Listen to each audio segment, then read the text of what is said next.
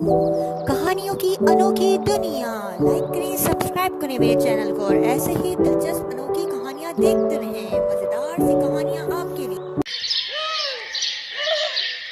रोशनी एक गरीब परिवार से थी जिसके पिता मेहनत मजदूरी करके घर चलाते थे। उसके परिवार में उसकी माँ और उसके बाबा थे।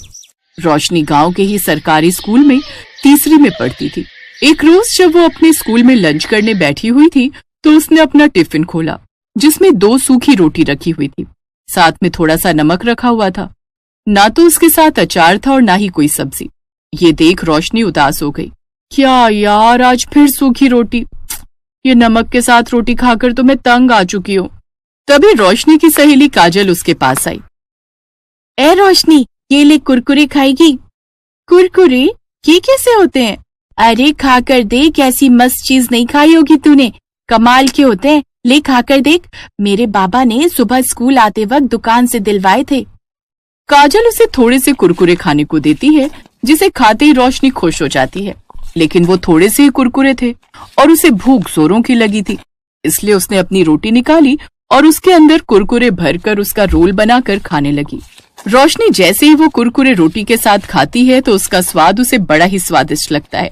वाह यार, ये तो बड़े ही कमाल की चीज है। सुन ना काजल, थोड़े से और दे देना।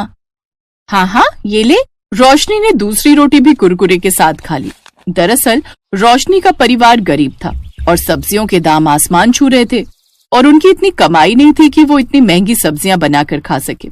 कुछ दिन बाद फिर काजल स्कूल में कुरकुरे लेकर आई तो इस बार एक पैकेट वो रोशनी के लिए भी ले आई। उस रोज रोशनी के दिमाग में ना जाने क्या आया। उसने थोड़े से कुरकुरे खाए और बाकी घर ले आई। फिर शाम को जब उसकी माँ आटा गूंथ रही थी तो उसने जानबूझकर वो कुरकुरे उस आटे में डाल दिए। ये तूने क्या किया? एक तो पहले ही घर में राशन इतना कम है, ऊपर से तुमने ये आटे में क्या मिला दिया? माँ, ये कुरकुरे है और इसको ना आटे में गूंथ कर सेक दो। दिमाग खराब है इस लड़की का। लेकिन अब इसके अलावा और चारा भी क्या है? नहीं तो ये आटा फेंकना पड़ जाएगा। रोशनी की माँ हेमलता आटे में कुरकुरे चूर कर गूंथ देती है, जिसके बाद तवे पर कुरकुरे से भरी हुई रोटियां बनकर तैयार हो जाती हैं। रोशनी को वो कुरकुरी रोटियां बड़ी पसंद आती हैं, साथ ही उसके घर वालों को भी। ऐसे ही समय बीतता है और अब रोशनी 20 साल की हो जाती है। उसके घर वाले उसके लिए रिश्ता देखना शुरू कर देते हैं। फिर एक रोज पड़ोस के गांव के प्राग नाम के लड़के से उसकी शादी हो जाती है। प्राग एक फैक्ट्री में गार्ड की नौकरी करता था। शादी के अगले दिन, बहू, तू अपने कमरे में क्या कर रही है? चल आकर अपनी पहली रसोई की रस्म पूरी कर और जो भी तुझे बनाना आता है बना लेना।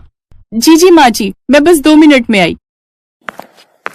रोशनी ने झट से अपना बैग खोला और उसमें से कुरकुरे का पैकेट निकाला, जिसे देख उसका पति प्राग उससे बोला, रोशनी, तुम अपनी पहली रसोई में हमें कुरकुरे खिलाओगी क्या? ओफो, आप चुप रहो ना। एक तो वैसे ही अपनी पहली रसोई को लेकर मैं इतनी घबराई हुई हूँ और माँ जी ने कहा है ना, जो भी बनाना आता होगा बना देना। इसके बाद रोशनी रसोई में जाती है और उन कुरकुरे को तोड़कर उसका चूरा कर लेती है और फिर तवे पर कुरकुरी रोटियां और साथ में आलू की तरीदार सब्जी बनाकर तैयार कर ली। शादी के बाद उसके ससुराल में उसकी बुआ सास भी अभी वहीं रुकी हुई होती हैं। वो उन सबको भी कुरकुरी रोटी और आलू की सब्जी खाने को देती है। अरे बहू, ये क्या बना डाला? अपनी पहली रसोई में तो सब कुछ अलग बनाते हैं। सबको वो कुरकुरी रोटियां बड़ी पसंद आई। ऐसे ही समय बीता और कुछ समय बाद रोशनी गर्भवती हुई। फिर 9 महीने बाद उसने एक बेटे को जन्म दिया। घर में बच्चे के आ जाने से सब बड़े ही खुश थे, लेकिन एक रोज उनकी खुशियों को किसी की नजर लग गई। एक शाम जब प्राग फैक्ट्री में ड्यूटी कर रहा था तो कुछ चोर अंदर जाने लगे, लेकिन प्राग ने उन्हें रोक दिया, जिस कारण उनमें हाथापाई हुई। चोरों ने प्राग पर चाकू से वार कर दिया। तभी दूसरे गार्ड ने जल्दी से पुलिस को फोन करके वहां बुला लिया। पुलिस ने चोरों को पकड़ लिया और प्राग को जल्दी से अस्पताल ले गई, जहां प्राग की जान तो बच गई, लेकिन उसे काफी चोटें आई थी, जिस कारण डॉक्टर ने उसे कुछ महीने की बेड रेस्ट के लिए बोल दिया। अब हम क्या करेंगे? अब घर का गुजारा कैसे चलेगा? माँ जी, अगर आपको बुरा न लगे तो मैं बाजार में कुरकुरी रोटी का ठेला लगाना चाहती हूँ। मुझे यकीन है मेरे हाथ की बनी कुरकुरी रोटियां सबको बड़ी पसंद आएंगी। लेकिन रोशनी, इन सब के लिए हमारे पास पैसे कहाँ से आएंगे? तुम तो जानती हो मेरी इतनी कमाई नहीं थी कि कुछ बचत कर पाता। तभी उसकी फैक्ट्री का मैनेजर वहां आता है।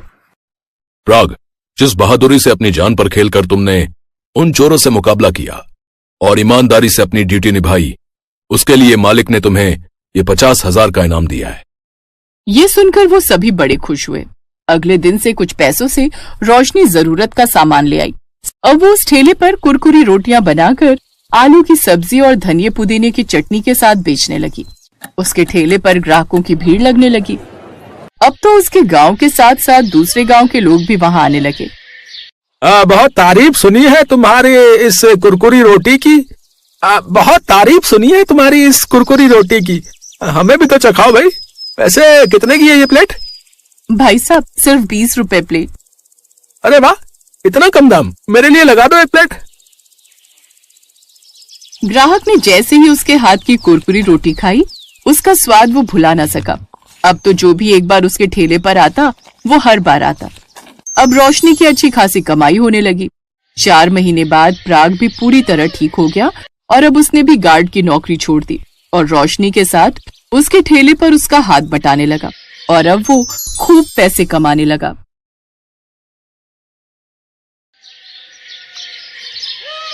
काव्या की शादी बड़ी धूमधाम से संपन्न हुई और वो अपने ससुराल आई। ससुराल में उसे बहुत प्यार मिला, लेकिन शादी से पहले से ही वो एक बात से हमेशा टेंशन में रहती थी। उसने सुना था कि जेठानियां बहुत तेज होती हैं और देवरानी की बिल्कुल मदद नहीं करती। सासू माँ ने काव्या को रोटियां बनाने को कहा तो काव्या परेशान हो गई। काव्या की जेठानी सविता, जो घर की बड़ी बहू थी, हर काम में निपुण थी, खासकर रोटियां बनाने में। मैं क्या करूं? अब तो सासू माँ ने मुझे भी रोटियां बनाने के लिए बोल दिया है, पर मैं यहाँ पर किसी से ये भी नहीं कह सकती कि मुझे मुलायम रोटियां बनानी नहीं आती। घर पर तो मैं जब भी रोटियां बनाती थी तो मेरी रोटी सूख जाती थी। यहाँ भी मैंने कोशिश की है, पर मुझे नहीं लगता कि मैं मुलायम रोटियां बना पाऊंगी। घर पर तो मम्मी संभाल लेती थी, मैं तो सिर्फ सब्जी बनाती थी। रोटी का काम मम्मी के जिम्मे था, पर यहाँ पर तो सासू माँ ने मुझे ही रोटियां बनाने के लिए बोल दिया है। अब रात की रोटियां मैं कैसे बनाऊं, मुझे कुछ समझ नहीं आ रहा। क्या करूंगी? सविता दीदी से पूछना भी ठीक नहीं लगेगा, कहीं वो मेरा मजाक ही ना उड़ा दे कि मुझे मुलायम रोटी बनानी नहीं आती। एक बार कोशिश करती हूँ, शायद बन जाए। काव्या ने किसी तरह रोटियां बनाई, लेकिन वो रोटियां सूख गईं। हे भगवान, अब मैं क्या करूं? मेरी रोटियां तो बिल्कुल सूखी हुई लकड़ी जैसी बनी है। ये रोटियां अगर माँ, बाबूजी, जेठ जी और आशीष ने खाई तो सब मुझ पर हंसने वाले हैं। एक काम करती हूँ, फोन में कोई वीडियो देखती हूँ, शायद समझ में आ जाए। काव्या इंटरनेट पर वीडियो देखती है जिसमें बताया गया था कि आटे में थोड़ा सा मैदा मिलाने से रोटियां मुलायम बनती हैं। क्यों ना मैं भी ये तरीका आजमाऊं? काव्या को मुलायम रोटियां बनाने का तरीका मिल गया था और आटे में मैदा मिलाने लगी। ये तो बहुत थोड़ा रहेगा, मुझे तो ज्यादा रोटियां बनानी है। एक काम करती हूँ, आधा आटा और आधा मैदा ले लेती हूँ तो और मुलायम रोटियां बनेंगी। काव्या चोरी छुपे आटे में मैदा मिलाकर रोटियां बनाती है। रोटियां मुलायम बन जाती हैं और परिवार के सदस्य उसकी तारीफ करने लगते हैं। काव्या बहू, रोटियां तो बहुत मुलायम हैं। हाँ बहू, रोटियां वाकई में बहुत मुलायम बनी है। काव्या, तुम्हारी रोटियां मुलायम तो बनी हैं, पर साथ में इतनी सफेद बनी हैं मानो हम नान खा रहे हों। काव्या घबरा जाती है। वो ये तो बस। काव्या, आशीष को तो आदत है मजाक करने की, पर रोटियां बहुत बढ़िया बनी है। ऐसे ही रोटियां बनाया करो। मजाक कर रहा था, रोटियां बहुत टेस्टी बनी है काव्या। आशीष की बात सुनकर काव्या मुस्कुरा देती है। उस दिन बात खत्म हो गई, पर एक दिन सविता मटरी बनाने के लिए ड्रम में मैदा ढूंढ रही थी। तभी उसने देखा मैदे का ड्रम खाली है। मैंने तो कुछ दिन पहले ही मैदा मंगवाया था, पर मैदे का ड्रम खाली क्यों है? मैंने तो मैदे का कुछ भी नहीं बनाया, हो सकता है खत्म हो गया हो। एक काम करती हूँ, मैदे के साथ आटा भी देख लेती हूँ, दोनों चीज एक साथ राशन से मंगवा लूंगी। ये आटा कुछ अलग क्यों लग रहा है? ऐसा लग रहा है आटे में मैदा मिला हुआ है। कहीं काव्या आटे में मैदा तो नहीं मिलाती? तभी उस दिन देवर जी बोल रहे थे कि रोटियां सफेद हैं। हो ना हो जरूर ऐसा ही है। मुझे काव्या से पूछना होगा। मैदे की रोटियां तो हम सबके लिए बहुत नुकसानदायक है। तभी काव्या आ जाती है। सविता उससे इस बारे में पूछती है। काव्या, सच बताओ, क्या तुमने आटे में कुछ मिलाया है? दीदी, मैंने उसमें थोड़ा सा मैदा मिलाया था ताकि रोटियां मुलायम बन सकें। पर क्यों काव्या, तुमने मैदे की रोटियां क्यों बनाई? ज्यादा मैदा खाने से स्वास्थ्य पर भी बुरा असर पड़ सकता है। मुझे माफ कर दीजिए दीदी, मुझे नहीं पता था कि इससे स्वास्थ्य पर असर पड़ेगा। वो दीदी, जब भी मैं रोटियां बनाती हूँ रोटियां सूख जाती हैं। मैंने इंटरनेट पर देखा था कि मैदे की रोटियां मुलायम बनती हैं। अरे ऐसा कुछ नहीं है, गेहूं के आटे की बनी रोटियां भी मुलायम होती हैं, बस सही तरीके से आटा गूंथना आना चाहिए। अगर तुम्हें गेहूं के आटे की मुलायम रोटी बनानी नहीं आती थी तो मेरे से पूछ लेती, मैं तुम्हें सिखा देती। दीदी वो मैंने तो सुना था कि जेठानियां बहुत गुस्से वाली होती हैं। सॉरी दीदी, वो मैं थोड़ा घबरा गई थी। काव्या, ये सब किस्से कहानियों में होता है कि देवरानी जेठानी लड़ाई करते हैं। सच तो ये है कि मैं तुम्हें अपनी छोटी बहन की तरह मानती हूँ। मुझसे एक बार पूछती तो सही। चलो, मैं तुम्हें सही तरीके से रोटियां बनानी सिखाती हूँ।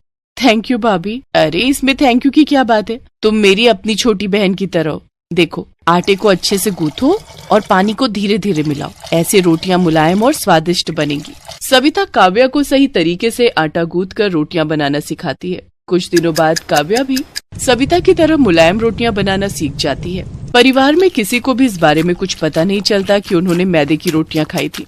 इससे परिवार में खुशी और प्रेम भी बना रहा। साथ ही सविता और काव्या दोनों देवरानी जेठानी का रिश्ता और भी मजबूत हो गया और दोनों ने मिलकर परिवार को खुशहाल बनाए रखा।